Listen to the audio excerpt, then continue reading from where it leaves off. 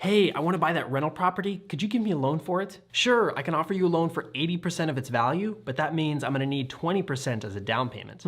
Sounds fair, but how about you give me a loan for 90% of its value and I'll give you twice as much business? Wouldn't you want to have more equity and less debt? Aren't you rich? Yeah, but with a bigger loan, I get a bigger tax deduction from the mortgage interest. Plus, I get to use the other 10% to buy a second rental property. So by using our money, you get a tax deduction and make more income from a second rental property.